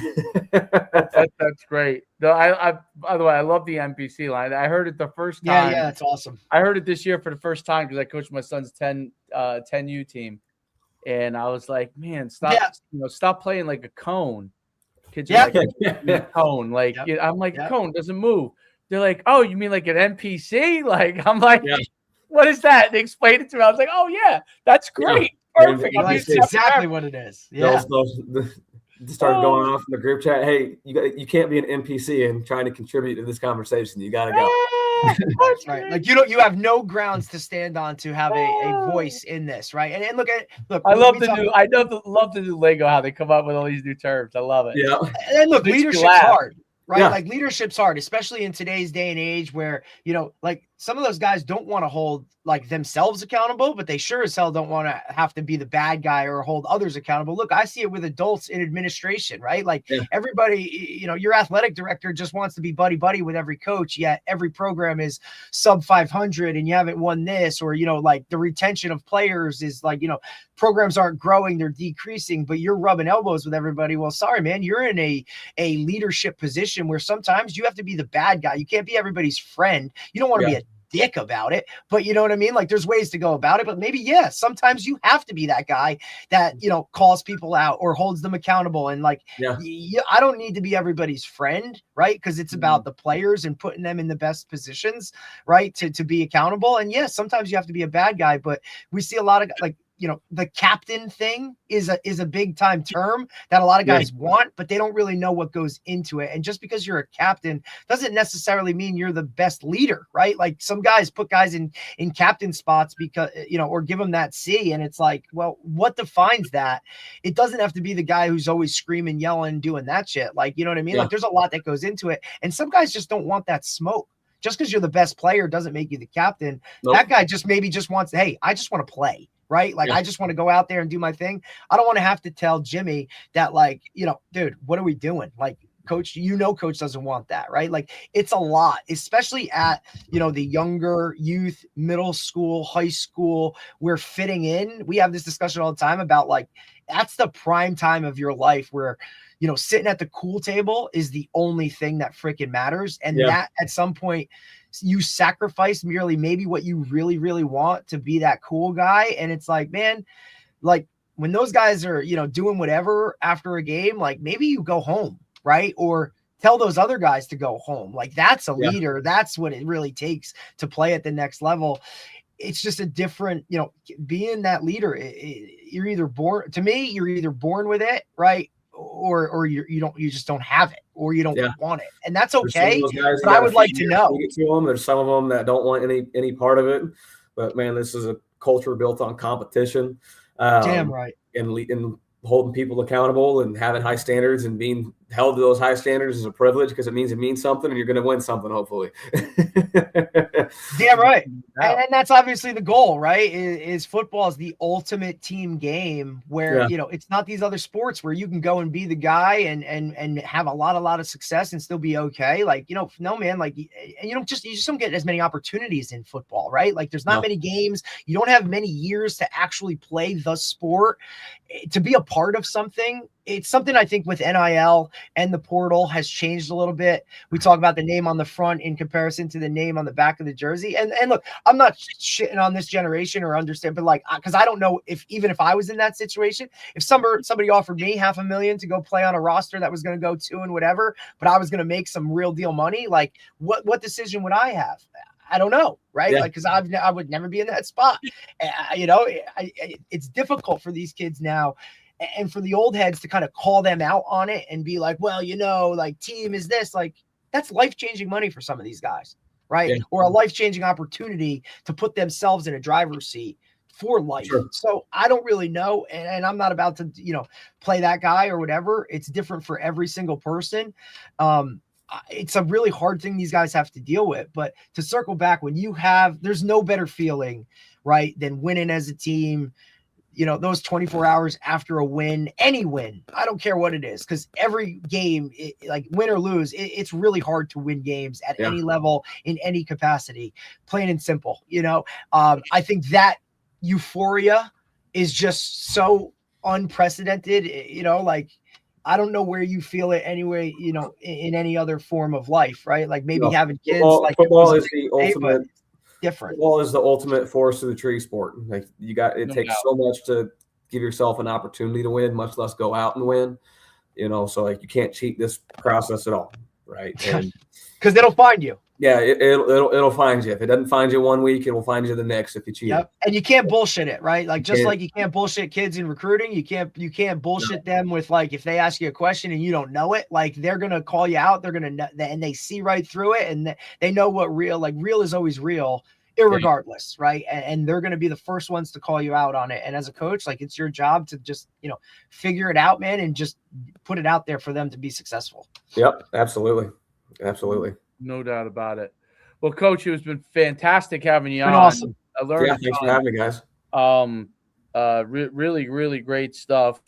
It's you guys have had some really good, really great season this past year, and you guys are really building something special. So before you got on, Coach, I was saying, like, you know what I mean? Like, it's always great to have an NAIA guy on, because it's like the forgotten level of football, right? And a lot of people are uneducated on it, yet it's this really big it's an opportunity, another avenue for guys to go and play, like, at that level, irregardless. You know what I mean? Like, I think geographically for us personally, it has something to do with it, right? Because there's not that many NAIAs East Coast, or just, kind of the Midwest is really where it's, kind of solidified and whatnot. Yeah. But so whenever we get the opportunity to talk to a guy like yourself, it's just always so good. So I really appreciate you taking the time, Coach. No, thanks for having me on, guys. I appreciate it. And hopefully we can do it again. Absolutely. No doubt. Yeah, we'll get you back and talk some actual exo schematic stuff. Yeah, for sure. Absolutely. All right, Coach. Have a great day, Coach. Yeah, right. Thank you, guys. Bye. Good stuff. Sharp cat. Definitely. Absolutely. I still always find myself, when we talk to like coaches, like, would I want to play for that guy? You know what I mean? Or could I play for that guy? You know what I'm saying? Like, I just put myself in that situation. Like, yeah, I'll run through a wall with that guy. Like, we're good. I wish to me, that's the whole part. Like, I don't know. Like, I still think that way. It's just, I don't know. I always try and be like, if I was going to send one of my players to coach, right? Like, would I want him, like, would I feel comfortable, like, allowing my kid to go do that, or one of our players to go do it? And you know what I mean? Like, certain guys check certain boxes and whatnot, but it depends on what their situation is. I mean, no doubt. NAIA, like, I think it's always like where he is, people from like Texas, Illinois, Missouri, Kansas, and maybe out west, I think they understand what NAIA is better. Definitely. it's much harder for players from the East to go because those Midwest guys get the kind of, like you said, like with a scholarship, personal PWO guy, right? Like it's the same type of situation where those guys are going to get those opportunities because they understand it. Yeah, and they understand that process, or not that you can't go research it, but it's still tough. Don't get me wrong. It is. It's hard enough to go away. It's especially someone you're not that sure about. So, but like, or just the culture shock for us, right? Like, imagine going to live in Kansas, living in Jersey your whole life. Well, if it was like Kansas or Kansas State, I would understand what a big university would be. You know what I mean? But it would be hard to understand for me. Still in Kansas. A small, yeah. But wait, there's a tornado? What's that? Like when you're in those big college towns, dude, it's awesome. You know, like now. Look, here's a question I have for you, right? Like, because like, is UConn like a Kansas or a Kansas State college town wise? Like, when you say big time college town, the first thing that goes to me is like Morgantown, West Virginia, or Ohio State. Kansas like, you know what I'm saying? Like those. Like, is Rutgers that? No. So Rutgers is as big. Rutgers is as big, but it's not that town. It doesn't have that same atmosphere. Does UConn? State does. UConn definitely does. Yeah. UConn and is it because it's just so? It's too bad there isn't a football stadium on campus because it has it. Yeah. There's no doubt. Kind of like UMass because they don't have that same type of UMass. When I visited, that was one of my official visits. One of the things I didn't love about UMass was it felt disconnected a little bit. So meaning like I feel like Rutgers is like that because you got to like shuttle around. Does that make sense? Yeah. So you had to go to this building for this and this for that. At UMass, it's like, I mean, you know, I'm a different cat. I'm a different cat. I just like everything in the same place. Right, that's who I am. You know, so what I'm saying? Penn State, college town. Penn State's awesome. I went there for camp, so Penn State is awesome. I went there for a 5-day camp when I was either 8th grade or freshman. I can't remember. I think it was freshman. Because obviously, look, personally, never experienced any of that stuff. I've been to some places, right? Like Penn State's awesome. Like it's Gainesville, huge, Florida was awesome. Huge. Penn State's huge, but Penn State really is a college. Yeah, it's more like West Virginia, same thing. I've never been to Morgantown, West Virginia, but I would imagine yes. Like Michigan State, like they're like that. Michigan was interesting. It was so big. Yeah, fuck. I don't know. I'm sure it is. But I'm just saying it was so. But I'm big. just talking like in the grand scheme of things. I mean, right? everything. When you're talking college town. Michigan State, I'm sure is. I'm sure Syracuse. Syracuse, to me, I went there on like I did unofficials there in the spring, and I went to junior day. I liked it a lot because it was Syracuse at the time. Syracuse was a big program, and George DeLeon recruit was the guy who recruited me. Bro, rest in peace. He was the best. Yeah, he was the guy that recruited me, so I had a really good relationship. He recruited my dad too when they were at Western Connecticut with Paul Pasqualoni. Like, yes, so Paul Pasqualoni, yeah, that's what they all. That was a real funny conversation of like my dad's. Wait, who recruited? Like, who just sent you a letter? He remembers everybody. I'm like, this guy George DeLeon. He's like, holy, you know what I mean? Like George DeLeon came to Syracuse was one of those places where they offered. I don't think he ended up going there. There was one guy ahead of me, Rusty Swartz, who I think died. I think he played at Rutgers. Maybe that's why. They really wanted me more as a linebacker, but you know, I really only play. I was a safety in high school. Yeah. So you would have had to do a lot or figure it out. Well, I played outside linebacker my senior year in high school, but it was really just so. I was a weak side, 3-4 outside linebacker, so basically I could rest. That's the way. But Syracuse was awesome. There's one negative I thought. There was one negative. Well, besides the freezing cold. Cold as shit. It was cold. It was actually colder than UConn, I thought. One Yeah. negative was No the doubt. campus was a little. You go here and then you go spread here. out. Yeah, I've been there. I went to I saw a spring game in the Carrier Dome. I was on the sideline. That was I've awesome. been through the thing. Oh, no doubt. I'm just trying to like I guess to full circle for like why I'm like kind of I like love going Princeton back and forth with because this. it was a campus. Like I thought So Princeton was a why I great loved college town. That's why my final two were Sacred Heart and Monmouth. Like their campuses were awesome. It was, I guess, what in my mind college was supposed to be. Right. That's what those two places felt like. That's what I was looking for. Like, what was Pace didn't feel like that. Yeah.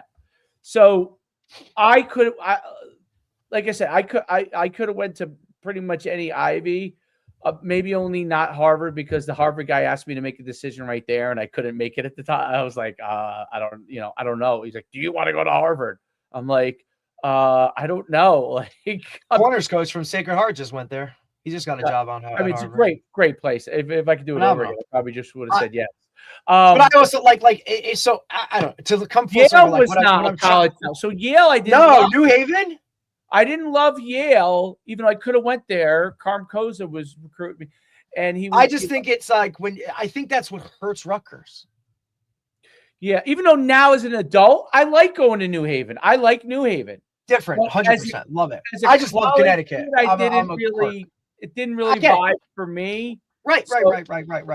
Same thing. So as an adult, I'd rather go to New Haven actually than go to up to UConn. You know what I'm saying? Look, we always go back to like you have to know who you are as a person, which is really hard as a senior in high school, right? Like you got to know what you want to do, big school, small school, you know what I mean? Like all these things, cold weather, warm weather, like that stuff all plays a freaking role, right? Like there were guys I went to high school with that would like, they were drooling over Coastal Carolina. You know what I'm saying? Like, this is where I'm going. I'm going to South Carolina. I'm going south. I'm doing this. I'm doing that. I mean, look at even some of the guys that played for us at RBR that didn't want to play football. They're like, yeah, I'm going to go to Georgia. I'm going to go to, I've been to Coastal Carolina. I'm going to go to some of these other spots. I don't know if amazing. So I get it. I think South Carolina is awesome. Like we talk about Charleston. Coastal Carolina campus though. Right. Now, like the setting of Charleston is different. Like you drive around like this and you're out of there. Coastal Carolina. It's like this. Right. Like I get it. It's a Division I program though. Like but that's what I'm saying. Like in retrospect, like even like a Temple, I think that hurts them because they're an urban, right? You're in the city, or even like and then at the same time, really hard. Loved it. I was shocked that he went there. You're like, really? That's where you're gonna go? Okay. But he loved it. He loved Philly. He loved Temple. Like that's what I say. Everybody has different needs, right? Everyone has different needs. That's why, like, when guys commit, guys are like, oh, well, why would you want to go? Like, what the? And it's like, dude, I loved it. I thought this was great. I want to go here, right? Like, we've had some of our guys, like 2 of our guys on our roster are going to go to Eastern, right? University, Pennsylvania. Guys are like, why are you going to go there? They're like, because I loved it. Eastern University in Pennsylvania. They're a fairly new program. They just went they're in Pennsylvania. These guys, D3. But they went there and they just loved it. They loved campus. They loved the staff. They loved everything about the school, dude. Like everything, whatever. They were putting a great packages together. Yeah, and that's not why they chose it. You know what I'm saying? Like, hey, they ain't Bible bumpers or any of that kind of aspect. But they just loved it. And I said, that's the key factor. You're not going to a place because they're giving you the most money or because they win or whatever. Like you went there because you thought you liked school, which is why I try and push these guys to like boots on the ground. You know what I'm saying? Like you got to go for these visits, whether it's official, unofficial, like you got to get the lay of the land, go when students are there. You know what I mean? Like I prefaced it, or I talked about it the other day when coaches bring guys in and they let them they have like their player panel. The guys just sit up there and the parents fire away questions. The coaches leaves and shit. Like, I think that's so good because they're going to tell you the truth. Like you tell those kids, like, yeah, dude, if there's something here you don't like, tell these parents. Like, I want them to know it, and then we'll figure it out. But I think you really got to get that in depth when it comes to Pennsylvania's nice. Where you want to go. It looks like a nice school, actually. See, and it's beautiful. Like, yeah. Like, I never even heard of it, to be honest. They're new. They've literally look. I bet you they haven't had football longer than 20 years. It's brand new. It's it's brand new in the grand scheme of things. Absolutely. And look, that fits where these guys should go. Like, it's perfect. You know what I mean? Like, it's a level of where they can go, they can compete, and they can get all the other stuff that they want. Yeah. So many guys try to fit, a round peg in a square hole, or I want to go here because they're giving me the most money, or I'm going to go here because it's Division II, not Division III. Or that's one of the lessons I learned. And they come back. Is that even though I had a great time at UConn, so I can't say that. And me too. I can't say because I loved Sacred Heart, right? My passive forward lesson, although, being like kind of a conservative politically, I don't know if I'm a fan of all the stuff the Ivy League's doing. But as far as from life-wise and opportunity-wise, if I were to go back into my own, I would have just chose Princeton because it would have been better as far as not that it would. I might have done the same thing as far as your network is a different network, right? Like, so it's just a different network than you have a teammate doing your taxes and Montclair State. Like, it's a different network, right? Yep. So, so my advice would be always going forward. Like, I was just in this discussion with a friend of mine. His kid has an Ivy offer. He's a 2027 quarterback. He played at UConn with me. He already has Ivy offers. Okay. Nice. He's very good. He's out in Arizona. Oh, really shit. Good. Top 25 program in the country. He's the quarterback. Okay.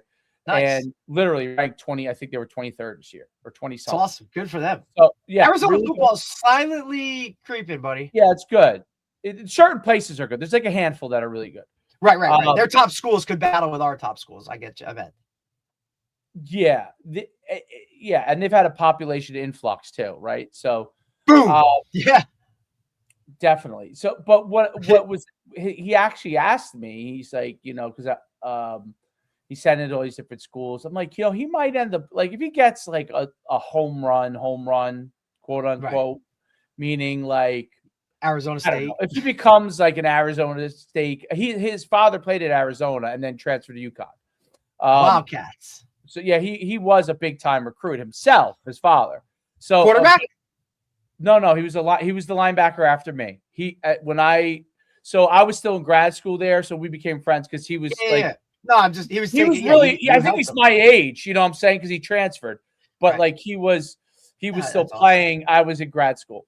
So I was done. But really great guy. Like if you were to say like replica builds, like he's 6'1", he was 235. Like same build, same kind of person, a bullet track kid in high school kind of guy. Like that's who he was. Shit, he went to Arizona. Right. He was a bullet. Supposedly he was a bullet in high school. And same thing, like 6'1", 235. But his son's like, his son's a really, I watched his film, really good. But he already has Ivies, but he knows with the transfer portal thing, it's going to be a battle. But I said, listen, you get one of these home run schools that you're hoping for. Yeah, you get 5 more. That's one thing. I said, if you don't, I don't know how you could turn down Ivy in today's world. I said to him, I think about it this way. I think about it this way. After 4 years of going to Ivy, you get that degree.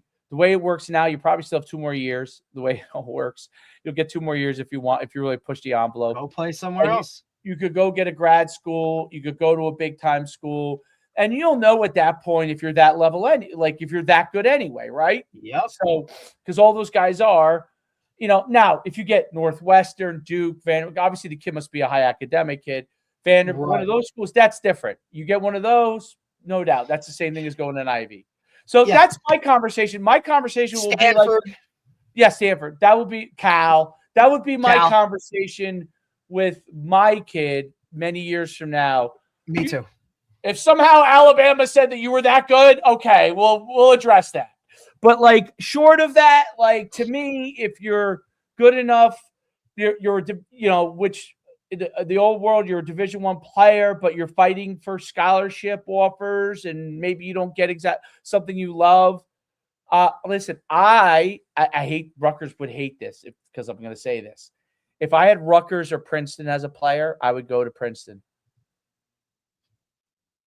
And the reason why is that if There's you no have doubt. those in this world, and because you have, everyone and you're knows you so had those strongly in offers that. too. So everyone knows in this world now that you had those offers. So 4 years from now, they will still know that you were a 4-star that chose an Ivy, right? Right. And you know what? If you go to an Ivy and it's not for you, you can always transfer anyway, right? I mean, let's say you went there and you said, this isn't for me. I don't want to do all this schoolwork. I don't know. Who knows how kids are, right? Then you could always, if you're that good, you're still going to get an opportunity. You know what I mean? Like, I just think about it a little differently than I will. And I've had players that played for me that had those options, and they chose every time they chose a high academic. And I'm not saying I didn't make the decision for me. I tell the parents, I would say this to them. I'm like, are you asking my opinion, or do you want to know just, do I like the school or not? And I said, because if you're asking my opinion, I'll give you my opinion. I don't want to influence you at all unless you're asking for my opinion. Right. I don't want to ever influence anybody. Or it's like, hey, what hat do you want me to wear here? Do you want me to tell you as a coach? My kid? Do you want me to tell you my kid? See, I can use that one now. My kid, right? I can use that now, which. If you ask me if it was my kid, like I remember I had the first year I was at Powell Park, I had a kid I had 2 great kids that first year. They were seniors. The rest of the team, there wasn't anything. But there were 2 kids that were actually really good. And their brothers ended up playing for me on the really good teams. I just didn't have enough time to help them as far as get them to where they need to be. But they were good within that year. The one kid went to UPenn. And Nice. The other one went to New Haven. The other one wasn't and he didn't end up playing. But the one that went to Penn played. That's cool. The one who went to Penn had every FCS you could name. Like he could have went anywhere, and some bullshit D1s, like ones that were horrible. I don't remember who, but he had every one. I mean, this dude could have got. He was every bit of 6'6", Derek. Every bit of it. He was our center. Okay. Oh. Yeah. He was a center for 2 years. Then the last year we played him at guard and tackle because we needed him, but he could play anywhere. So he ended up being a tackle at UPenn. His parents asked me.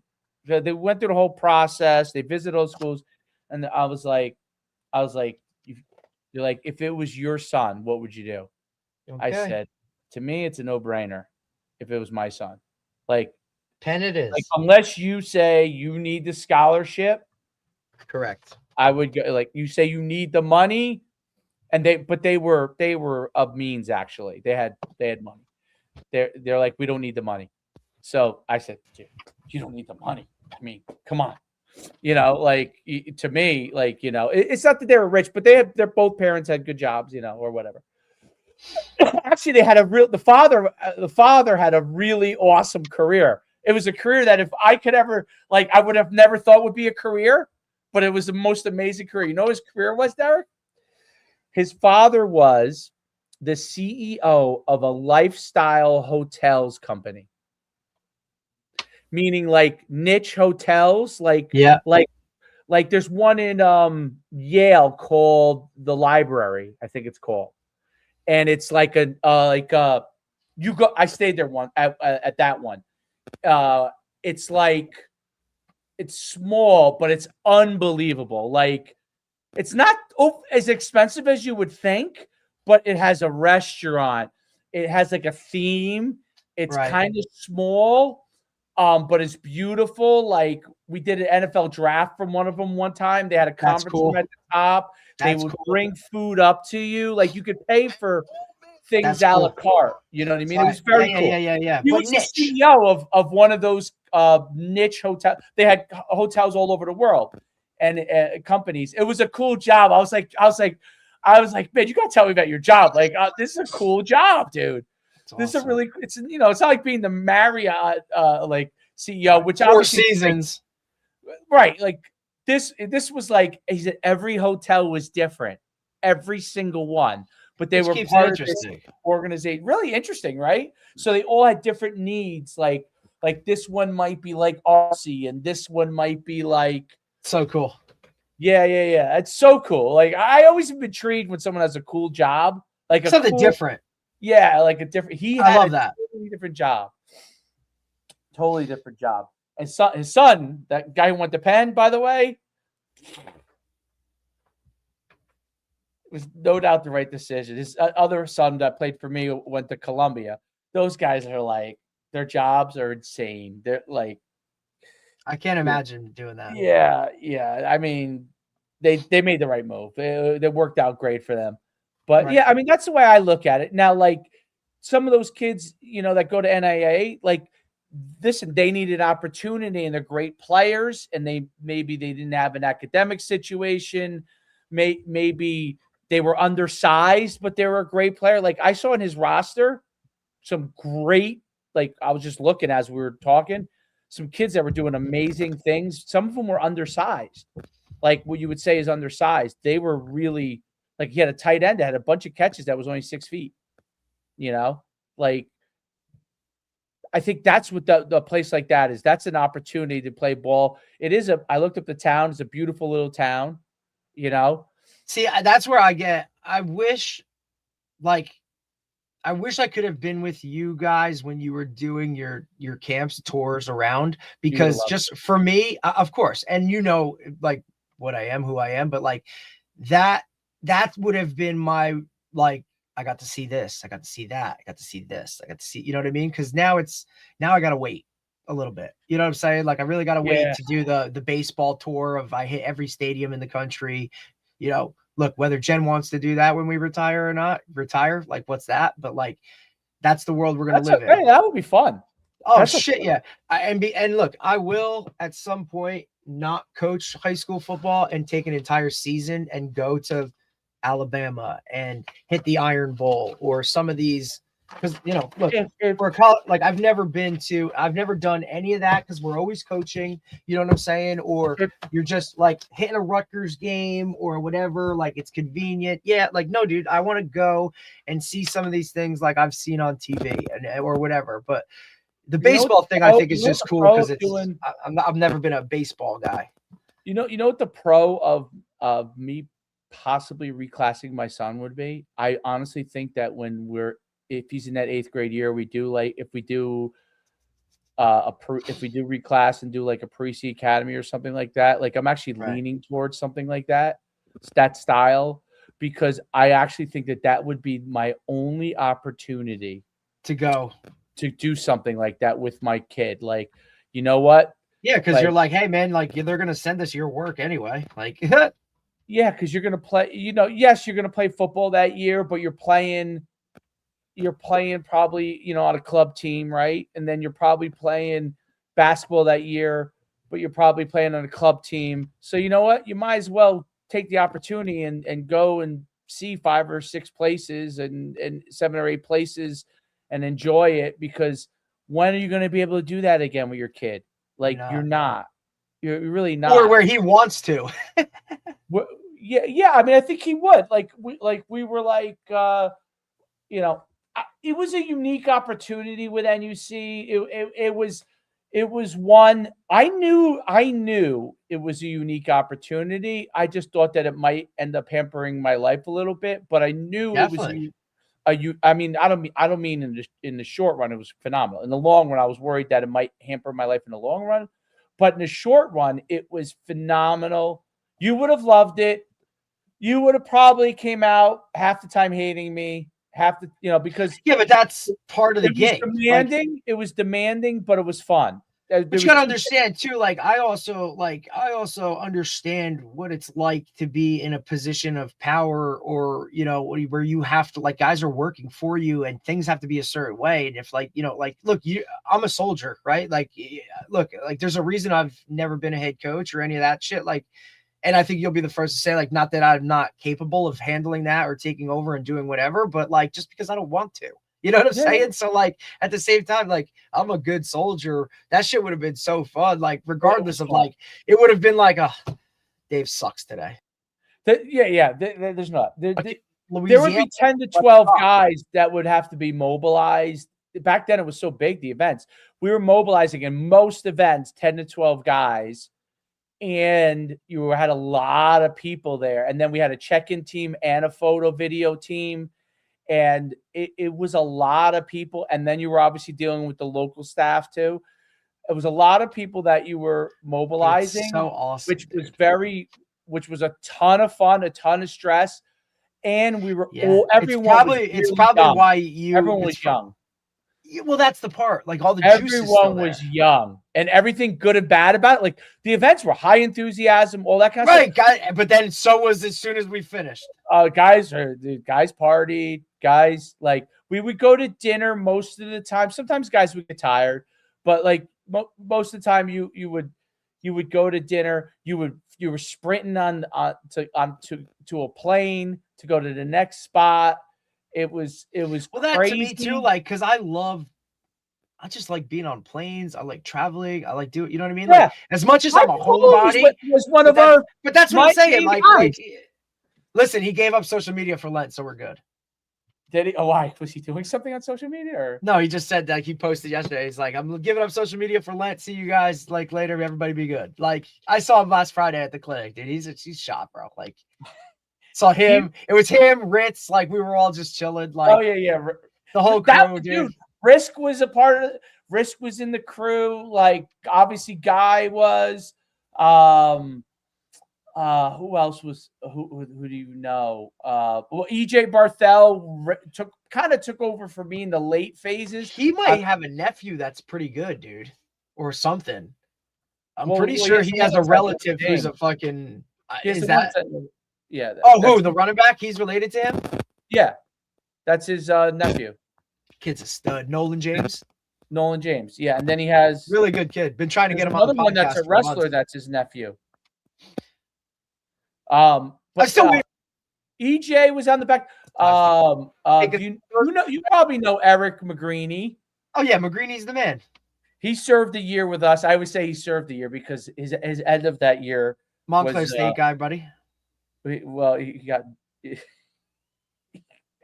Listen, Eric McGreeny was with us for one tour year. One of the most memorable human beings ever. When he showed up at a Montclair State practice, everybody was. It was a different, like, some like guys didn't know. Was he with you, or was he later than you? Earlier than me.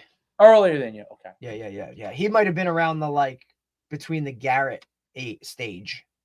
He's a little younger than Garrett, I think. That's what I mean. No, Garrett's my age, right? Garrett's around. I think Garrett's your age, but he might have been around those 99, 2000-ish type teams where they were more known for offense, like chucking that shit around all over the place. And he has records.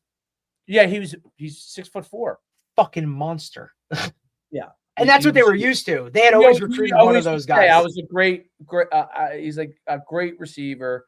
Slow. Right. That's what he said. I was slow. But Montclair State always had one of those guys that was like a big, almost tight end guy, but they used them as a wideout, and it's for hey, throw it up. Yeah. No, but he was, dude. He was great. Was that before or after London? Feely, you know him? He coached at Keene for a little bit. It? James Feely. I think he played at TCNJ. I think. Doesn't sound. I don't. Not specifically. He was our line guy, the greatest line guy we ever had. Okay, and even Risk would say that to Risk learned the system from. Well, that's why I love having Risk with us. He's so good with that. James Feely, his kids are probably around my kids' age, I would say. And his kids. This is in retro. I mean, not retrospective what it is, but if you go on Twitter and look at Barry Harris, Drakeford, I had. Drakeford. Barry Harris was his best friend. Drakeford's a lifer, bro. You don't even know. You would know Barry Harris if you met him, but Barry Harris hasn't coached in a long time. He was the Englewood head coach when I was at Powell Park. Barry was Barry's 10 years older than me. Okay. And Drakeford is probably more than that, I would say maybe. He just looks great. They both look great. We used to always say these guys were like 50. They were like built like Superman. You know what I mean? Barry and Drakeford. And they were best friends. And Barry Harris. This is my greatest Barry Harris story. And I've only said it because he knows it's true and he wouldn't be embarrassed about it. And he would probably laugh. And if he hears it, he would call me. Barry Harris, we did this camp in Atlanta. It was called the Ultimate 100 Camp. It was when we used to invite all the top kids to 5 regional camps, and they would come back in June. And this camp it was a who's who. I had my Schumann elite training partner Brad Vaccaro was there with us, who was a character. Okay, he played high school. Ran track with me in high school, like a really good speed guy. He was a Parisi guy, and although he probably killed me for saying that because I don't know if he got along with Parisi in the end. But anyway, Barry Harris. Not all of those guys had positive exits. Like, you know what I mean? Like, I don't think he had a positive exit with me either. But that's just kind of how he was. He was a good friend of mine in high school, and sometimes you can't mix. He was I'll put him like this. You would love to hang out with him. You would immediately, an hour into it, say, this guy is different. So I grew up with him. So we're friends. So I dealt with it for a long time, but like in the end, we were different. But Barry was in this group with us, and we had so many great. I'm sure Guy was in that group. I'm sure Risk was with us. I'm sure Feely. I'm sure all these. So we go to this camp. I'm not kidding. It was in Atlanta, Georgia. It was 120 degrees. Oh my God. So hot that people's Nike shoes were melting. Okay. Oh, okay. That's how hot it was. Kids were like, my shoes are melting on my feet. And we had like 3 fields going. This camp was hot and it was long. As Mike Farrell used to say, those Ultimate 100 camps lasted forever. And they did. They literally lasted forever. We did testing, positional drills, one-on-ones, okay? Then we broke for lunch. Then we came back and did 7-on-7 and lineman one-on-one. Right. You did an afternoon too, right? It was a full day. People were cramping. Like, we always had trainers, but I'm saying cramping I remember leaving, like, this kid's in a full body cramp. Okay, we'll stay with him until the ambulance gets here. we were actually like, we might have to start cutting down some of these camps a little bit. Like, it was so intense, but it was great. People loved it. You got your bang for your buck. It was $60. You were there fucking all day, buddy. I mean, you were there all day. You got coached up, you tested, you did everything.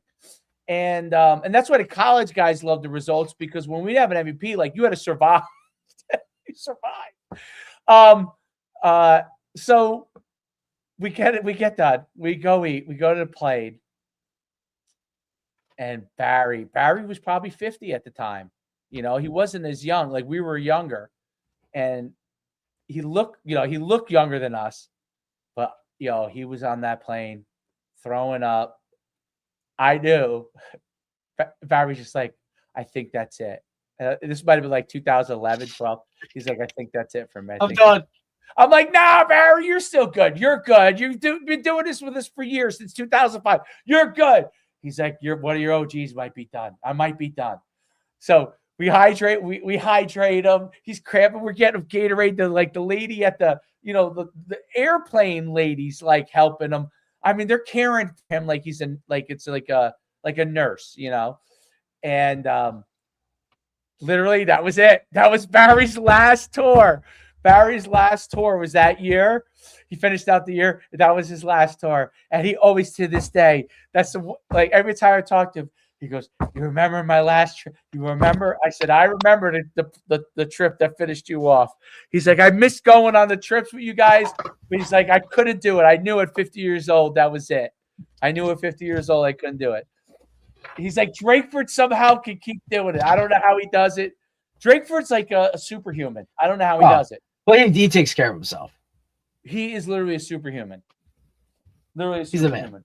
But Barry Harris was the best DB coach. He used to train all of the new coaches we would have, even if these guys were college coaches, they would want to once they came on our thing, they would want to go with Barry. Yeah, Barry was so good. It was a shame that he stopped coaching right around that, like a couple of years after Englewood, like once he stopped being the head coach there. He coached for a couple more years, maybe through 2015, 16, and then that was it.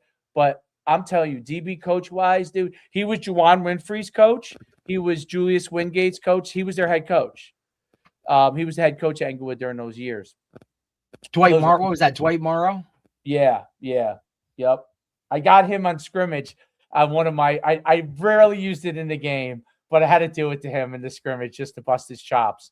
I did. Awesome, I had the two wide receivers. I went 2x2, and I had the inside receiver run a corner route. And I had the outside receiver run a post. And I had the guy who's running the post high, and the guy who's running the corner route on low. And I had Winfrey and Wingate, one at corner and one at safety. Oof, not a bad combo. Yeah, and they both. I said we're gonna get them on this. And my quarterback was De Silva, who went to Villanova, and we ran that route. And both guys were looking at each other as one, and he threw the post over the top for a touchdown, and they were both looking at each other. And Barry looked at me, and he just turned. He said, "Come on, in the scrimmage, you're gonna pull that out?" I said, "I had to do it for you guys. I had to do it." And Guy Bertola was his DC at the time. Guy Bertola was his DC. They both looked at me like, "You son of a gun." I was like, I just did it to bust your chops. You're like, God. I knew you had the two studs, and I knew what coverage you guys were going to be in, and I knew it was going to be like they were going to be like, what? Awesome. But that was a great, one of the best scrimmages ever. They had so many studs that year. They killed it that year. They had they had studs all over. I mean, they had two guys that went pro. Yeah, I mean that fucking helps. Julius Wingate went to Stony Brook. He was 6'4" receiver. He was a monster. I coached him in the game. Remember we coached in the game? Yep. And Wingate, how long was he was in the pros for a handful of years? He was at Colorado, I believe, and then he was with Green Bay. Like he might still be in. To be honest, dude, I'm not gonna lie. He might still be in. Like I mean, I'm sure he's like He was a stud. At one point. What was his first name again? Juwan. Yes, that was it. Because I remember he go to Colorado to start. Yeah, they were great dudes. They were played for Colorado. The very first Warrior Kings. He went to Maryland originally. The very first Warrior Kings, which EJ actually ran for me. Broncos, Packers. Was Winfrey, Wingate, Mickey Fitzpatrick. Was this? It was like all those guys were on the same team. What was the quarterback that they had at Dwight Morrow that ended up going to Bosco? I think when yes, he was my guy because he played wideout for me. Wimbush, right? Wimbush. He went to St. Peter's. Brandon. Oh, Brandon. Maybe he wasn't at. There was another kid. I remember. He was from Englewood, though, wasn't he? Why did I forget his name? Yes, he was. But the kid, I know exactly what you're talking about because the kid and then Malcolm Bush he went to PC, I think, but he was from Englewood. and then what's his name? Who coached? He oh God, he was one of my first athletes I trained. He was the D-line coach at Mississippi. Winfrey signed in August. He signed with the Texans. He was released September 1st, but he was still on the roster for camp. He was with the Texans this year. That's crazy. Who's the guy who's the coach that we're friends with that might be at Rutgers now? He was the D-line coach. He was at Ole Miss with Partridge and all them. He's from Englewood also. He's a D-lineman. Oh, Parker? No. I can't believe I forgot. I'll look it up. Hold on. Well, your boy McNulty just got all from Englewood at the time. Did I tell you that? Who? Your boy McNulty. Oh, what about him? He just left Rutgers. Where'd he go? Oh.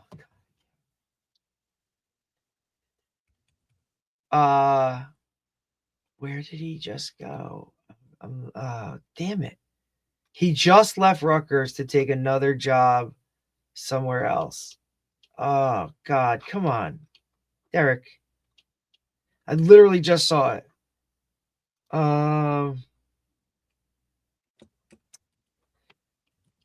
Where it's in conference. Like it's within the Big Ten. Oh, Michigan State. Michigan State. That's it. Ha! And every time I see him, you're Dave's guy. I'm like, I guess. I'm like, fuck, I guess. Like, yeah, all right, yeah, sure. Me and him, we used to get along great. I was like, however you remember. He coached at UConn, Derek. He coached at UConn. I know, but he must have been 23. Right? That's what I said. He might have been my age. No, wait. He maybe he's a year older than me. No, he's at Alabama, McNulty. No. Really? No. Wait, no. No. That's old. No, Michigan State. Yeah, he just left. Like it just came out. It broke right before I saw those guys last Friday or whenever Friday it was with the thing because I saw some of those guys. Because Greg was there, like being Greg. I love how I refer to Coach Sheehan. No, he's older than I thought. He's actually 6 years older than me. Well, that makes what he did with you at UConn a little different then. So in 95, he was at UConn. But he was at UConn, so he was 27. He was still. Hey, did you see this too? Like, this is random, and I'll leave you with this. Did you see the female Olympic bobsledder who's now won a medal in both summer and winter Olympics? Track girl. Who's that? Yeah, dude. Oh shit, what's her name? Marquise Watson was who I was talking about. Oh, Marquise, man. Do you know who's in my original human elite training? Who I trained? I trained Marquise Watson when he was in 8th grade. I had Wingate. I had those guys all came in. Dude, you had the murderer's row. I had all kinds of athletes that trained with me. Baharnas trained with me. I mean, back then I used to have so many guys. It was crazy. Awesome, that trained at Schuman's Elite Training. And Parisi obviously had a who's who of guys too. Walking in that place, you never knew who you were gonna run into. So who's the bobsledder? Oh, the female? Yeah. Lauren Williams. She won a silver medal in the 100 in 2004 Summer Olympics. She won a gold medal in the 4x1 or the 4x1 relay in 2012. And then she won a silver in 2014, bobsled back then. And then she just, did some shit this year. How cool is that, dude? She won a medal again? Sick, right? She must be almost. They look it up. It's on YouTube. What's his name? Kelsey. Wow, she medaled in the Summer and Winter Olympics. Jason Kelsey did a training with the bobsled team in Utah and actually got in the sled and shit. Dude, it is so cool. It's like a quick 10-minute watch, but it's awesome, dude. It is wild. Dude, Herschel Walker was a bobsledder. Shit's so cool. He was in the Olympics. Between bobsledding, between that stuff, and then pit crews, like college football players, buddy, there's options other than football. Well, all bobsledding is just like a sled sprint. Dude. And they kind of clean it into spot. Yep. And you gotta be fast. Turn those. Dude, I'm telling you, it was sick. And that's all they talked about. Turnover. And then get into the damn thing. It's amazing. It's awesome. It really is amazing. Yeah, I'm looking. Oh, brother. All right, man. Great podcast. I'll see you later. Have a good day. I'll head down to AC for the clinic. So. Oh, you're going to the clinic? Yeah, I gotta show face for one day. The bulk of it on Fridays now, dude. It's not even anybody. There's no. Is this Glazier? Yeah, this is the one. Let's see. I mean, I don't know, dude. Are there any college Friday coaches? Now? Nunzio will be there. Oh, good. The defensive pass game coordinator, DB coach from UConn will be there. Navy O-line. Texas A&M D-line. I'm trying to look at Pittsburgh, but now he's retired. OC from UPenn.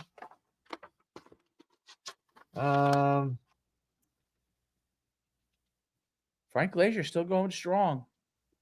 Villanova, DC will be there. I don't know. Look at me, old school. I still print it out. 149 season pass. That's right. Don't you get like the whole online access with that? You get the access. The online access is really good. Gallo will be there, obviously from Monmouth. That's a good move. Special teams coordinator from Maryland. That's really it.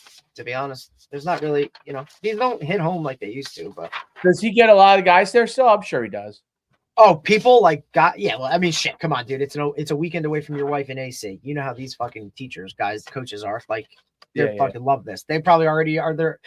It starts tonight. There's a session tonight at 6:30. That's a Thursday night. That starts it. These guys, you know what I mean? Like these guys are already down there for Christ's sakes. Definitely. Right. They're gambling. Hell yeah. Half these guys don't even make the clinic. You know that. They're hammered. Oh my God. I don't have to see my wife and kids. Like, let's go. School's paying for it. Let's get rocked. Is Al going to be down there? Al's that everything, brother. Is he really? Yeah, he kills it. Because, dude, it's like, his network's unbelievable. He does so good with it. He must do great. And he's the best, dude. Like, he's the absolute best. Who's he with now? The helmets, right? He does the Guardians. Guardian. Yeah. Look, his kid just was like all conference player as a freshman at U Chicago. I know, he's really good. Really fucking good. He was really good as a little kid. It's awesome. It's good stuff, man.